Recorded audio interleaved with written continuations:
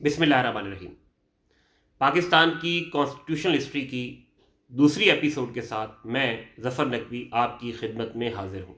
आज की इस नशिस्त में हम 3 जून 1947 का प्लान और इंडियन इंडिपेंडेंस एक्ट 1947 डिस्कस करेंगे। 3 जून 1947 को बरे सगीर की आज़ादी और तकसीम का ऐलान किया गया। इस ऐलान को लीगल इफेक्ट देने के लिए कानून आज़ादी हिंद या इंडियन इंडिपेंडेंस एक्ट 1947 प्रोमलगेट किया गया। बुनियादी तौर पे आखिरी वायसराय हिंद लॉर्ड माउंटबेटन 22 मार्च 1947 को इंडिया पहुंचे। लॉर्ड माउंटबेटन इनिशियली इंडिया को यूनाइटेड रखने का ख्वाह था, लेकिन जल्द ही उसे इस बात का अंदाजा हो गया कि बरे सगीर की तकसीम और पाकिस्तान का क़याम इनएविटेबल है, तो उसने पार्टीशन पे काम शुरू कर दिया। 15 और 16 अप्रैल को उसने, उस वक्त इंडिया के 11 प्रोविंसेस थे, उसने तमाम प्रोविंसेस के गवर्नर्स की कॉन्फ्रेंस बुलाई और गवर्नर्स की प्रपोजल से उसने पार्टीशन का एक प्लान फॉर्मुलेट किया। चौधरी मोहम्मद अली किताब एमरजेंस ऑफ पाकिस्तान के सफ़ा नंबर 133 पे लिखा गया है कि लॉर्ड माउंटबेटन ने ये जो प्रपोज प्लान था ये बरतानवी हुकूमत को भेजा और उसके लिए उसने अपने चीफ ऑफ स्टाफ लॉर्ड इज़्मे और प्राइवेट सेक्रेटरी जॉर्ज एबल को डिप्यूट किया और ये दोनों ये प्लान बरतानवी हुकूमत के पास लेके इंग्लैंड गए। ये plan by that time secret था, इसे ऑफिशियली अनाउंस नहीं किया गया था, लेकिन किसी तरह ये प्लान कांग्रेस और नेहरू को पता चल गया। ये जो इनिशियल प्लान था उसकी 2 शिकों पे नेहरू ने इतराज़ात उठाए। पहली शिक जो है उसका ताल्लुक एनडब्ल्यूएफपी से था। 1946 में जो इलेक्शंस हुए थे उसमें एनडब्ल्यूएफपी प्रोविंस में, जिसको आज केपी के कहते हैं, कांग्रेस की हुकूमत थी।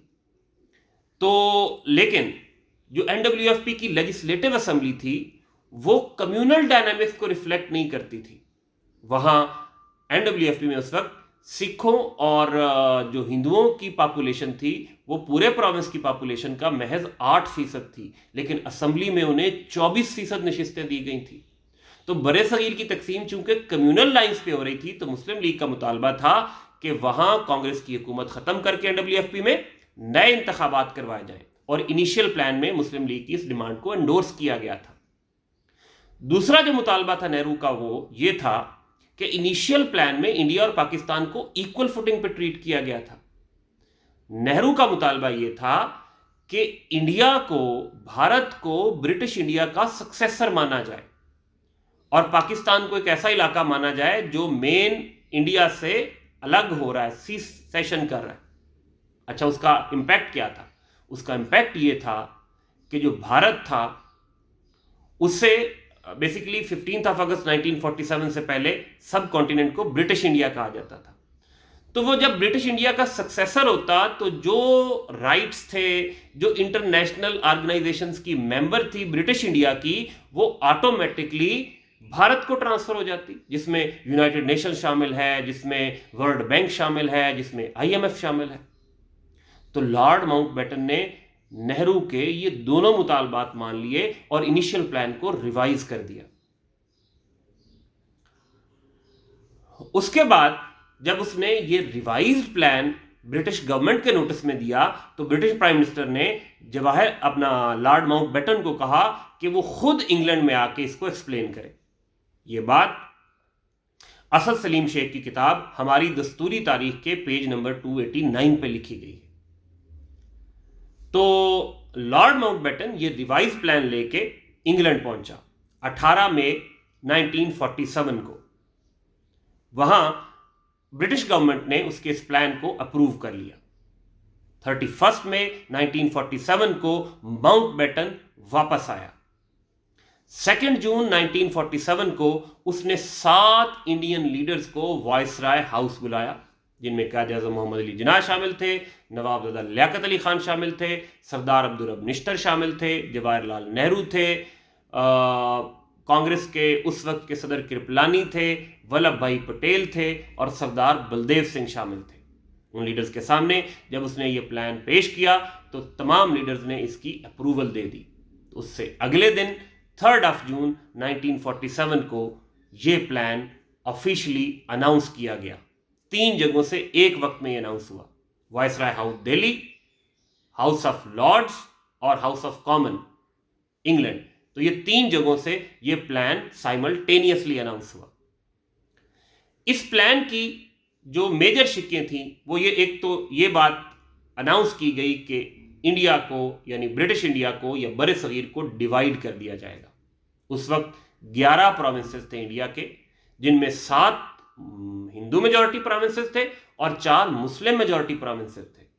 जो 7 हिंदू मेजॉरिटी प्रोविंस थे उसमें मद्रास शामिल था, बॉम्बे शामिल था, उड़ीसा, असम, यूपी और सीपी शामिल थे। जो मुस्लिम मेजॉरिटी प्रोविंस थे उसमें पंजाब, सिंध, NWFP और बंगाल शामिल थे। तो जो हिंदू मेजॉरिटी प्रोविंस थे वो तो ऑटोमेटिकली इंडिया का हिस्सा बन गए। जो मुस्लिम मेजॉरिटी एरियाज थे वो ऑटोमेटिकली पाकिस्तान का हिस्सा नहीं बने, बल्कि वहां से कोई ना कोई मोड डिवाइस, कोई तरीकाकार डिवाइस किया गया और वहां के लोगों की या वहां के रिप्रेजेंटेटिव्स की राय ली गई कि वो पाकिस्तान में शामिल होना चाहते हैं या इंडिया में शामिल होना चाहते हैं। जो उस वक्त के 2 सबसे बड़े मुस्लिम मेजॉरिटी प्रोविंस थे वो बंगाल और पंजाब थे। लेकिन इन दोनों प्रोविंसेस में, बंगाल और पंजाब में, मुसलमानों की बेयर मेजॉरिटी थी। बंगाल में 55% मुस्लिम थे, पंजाब में 57% मुस्लिम थे। पंजाब की डायनामिक्स ऐसे थे कि eastern Punjab Sikh majority area था, western Punjab Muslim majority area था। बंगाल में eastern Bengal Muslim majority area था, western Bengal Hindu majority area था। तो डिसाइड ये हुआ कि ये जो दोनों प्रोविंसेस हैं इसके हिंदू और जो मुस्लिम या सिख एरियाज हैं उनके जो असेंबली के मेंबर्स हैं उनकी अलग-अलग मीटिंग होगी और वो ये डिसाइड करेंगे कि उन्होंने अपने अपने प्रोविंसेस को यूनाइट रखना है या हिंदू और सिख या मुस्लिम बेस पे इसको डिवाइड करना है, पार्टीशन करनी है। और अगर इन प्रोविंसेस की पार्टीशन हुई तो फिर बाउंड्री कमीशन बनेगा। ये पहली शिक थी 3 जून 1947 के प्लान की। सिंध का फैसला कि क्या सिंध हिंदुस्तान में जाएगा या पाकिस्तान में, वो वहां की लेजिस्लेटिव असेंबली को दिया गया। NWFP का जैसे पहले जिक्र हुआ, NWFP में कांग्रेस की हुकूमत थी और लेजिस्लेटिव असेंबली में कांग्रेस की मेजॉरिटी थी। लेकिन वहां क्योंकि कम्युनल डायनामिक्स ऐसे थे, वो मुस्लिम मेजॉरिटी एरिया था, 92% मुस्लिम थे, तो फिर NWFP में यह डिसाइड हुआ कि वहां रेफरेंडम करवाया जाएगा और अवाम से डायरेक्ट राय ली जाएगी कि वो पाकिस्तान का हिस्सा बनना चाहते हैं या इंडिया का हिस्सा बनना चाहते हैं। बलूचिस्तान एक चीफ कमिश्नर प्रोविंस था, ये फुल फ्लेज प्रोविंस नहीं था, इसमें कोई रिप्रेजेंटेटिव बॉडी नहीं थी। तो बलूचिस्तान का फैसला शाही जिरगा और क्वेटा की जो म्यूनिसिपल कमेटी थी उसके इलेक्टेड मेंबर्स या नॉन ऑफिशियल मेंबर को दिया गया। आसाम में एक जिला था, आसाम वैसे तो हिंदू मेजॉरिटी प्रोविंस था, लेकिन आसाम में एक जिला जो कि बंगाल के एडजेसेंट था वो था जिला सिलेट। सिलहट जो है वो हिस्सा तो आसाम के हिंदू मेजॉरिटी प्रोविंस का था, लेकिन उस जिले के अंदर मुसलमानों की अक्सरियत थी। तो सिलहट का जो है कि सिलहट के लोगों से भी ये राय ली जानी थी। फैसला ये हुआ था कि सिलहट में भी रेफरेंडम करवाया जाएगा और लोगों की राय ली जाएगी कि वो पाकिस्तान का हिस्सा बनना चाहते हैं या इंडिया का हिस्सा बनना चाहते हैं। ये थी मेजर प्रोविजन 3 जून 1947 के प्लान की। इस प्लान को अमली जामा पहनाने के लिए, लीगल कवर देने के लिए ब्रिटिश पार्लियामेंट ने 18 जुलाई 1947 को इंडियन इंडिपेंडेंस एक्ट या कानून आजादी हिंद नाफिज किया 1947। ये जो कानून आजादी हिंद था, इसकी मेजर प्रोविजंस ये थी। सबसे पहली बात तो ये की गई कि 15 अगस्त 1947 से बरतानिया का इक्तदार हिंदुस्तान पे खत्म हो जाएगा और 2 नई डोमिनियंस बन जाएंगी, पाकिस्तान और इंडिया, और इनके गवर्नर जनरल होंगे जो सरबराह होंगे, आईनी सरबराह होंगे। दोनों डोमिनियंस की कॉन्स्टिट्यूएंट असेंबलीज, दस्तूर साल असेंबलियों को इख्तियार दिया गया कि वो दोनों डोमिनियंस का आईन बनाएंगी और कानून भी बनाएंगी दोनों डोमिनियंस का। और जब तक आइन नहीं बनता दोनों डोमिनियंस का, गवर्नमेंट ऑफ इंडिया एक्ट 1935 को एक इंटरम कॉन्स्टिट्यूशन के तौर पे दोनों डोमिनियंस अडॉप्ट करेंगी। यह भी कहा गया कि जो ब्रिटिश सुवरेनिटी है वो खत्म हो जाएगी।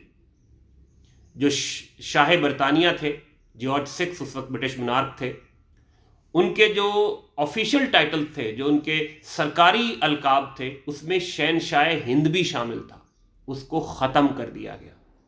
यह भी कहा गया कि जो इंडियन डिफेंस फोर्स है, जो इंडियन आर्मी है, उसको भी दोनों डोमिनियंस में डिवाइड कर दिया जाएगा।